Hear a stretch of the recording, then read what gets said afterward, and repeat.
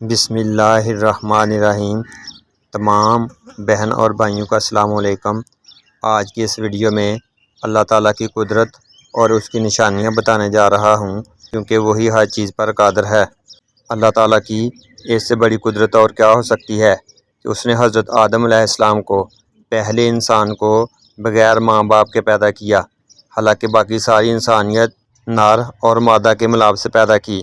اللہ تعالیٰ نے ساری دنیا کو تباہ و برباد کر دیا، صرف حضرت نوح علیہ السلام کو ماننے والوں کو اللہ تعالیٰ نے اتنے بڑے طوفان سے بچا لیا جو پہاڑوں کی بلندیوں کے اوپر تک پہنچا ہوا تھا۔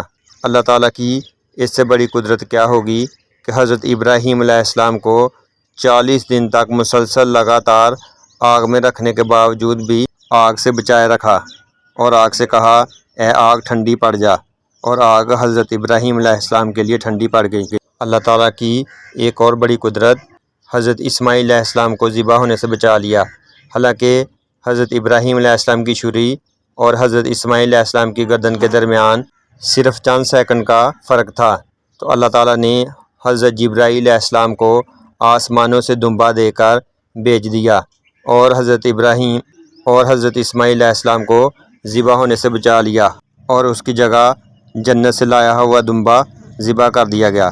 اور اس سے بڑی اللہ تعالیٰ کی قدرت کیا ہوگی کہ ایک معصوم بچے کی ایڑیاں جہاں پر رگڑی جا رہی تھیں، وہاں پر پانی کا چشمہ بہا دیا جو رہتی دنیا تک قائم رہے گا، جس کا نام آب زمزم ہے۔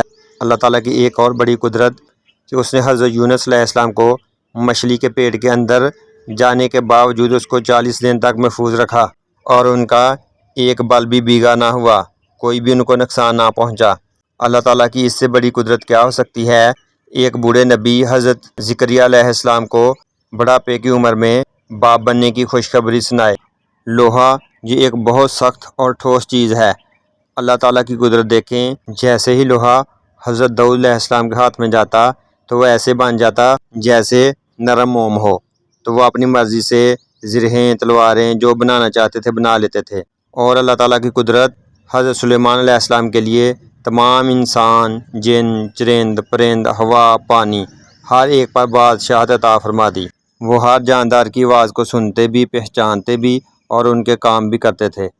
حضرت صالح علیہ السلام کی قوم کا واقعہ تو آپ نے سنا ہوگا، جو ضد پر قائم تھی کہ اگر حضرت صالح علیہ السلام اس پہاڑ سے اونٹنی نکالیں تب ہی جا کر ہم ان کی بات مانیں گے، تو اللہ تعالیٰ نے پہاڑ سے ایک زندہ اونٹنی اور اس کے ساتھ اس کا بچہ بھی نکال دیا، جس کا وہ دودھ پیتے تھے۔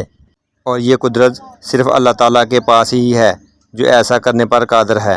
حضرت عزیر علیہ السلام، جن کو 100 سال تک اللہ تعالیٰ نے سلا دیا، اور ان کا کھانا اسی طرح گرم رہا، جیسے ہی اٹھے تو ان کا کھانا ویسے ہی نرم و نازک تھا جیسے کہ وہ تازہ ہی لایا گیا ہو۔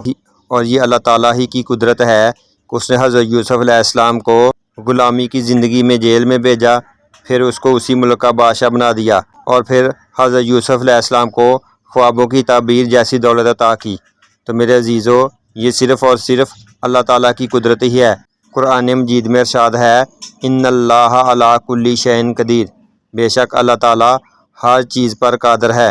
اس کے حکم کن کے بغیر کوئی بھی کام نہیں ہوتا، جیسے ہی وہ کن کہتا ہے سارے معاملات ٹھیک ٹھیک ہو جاتے ہیں۔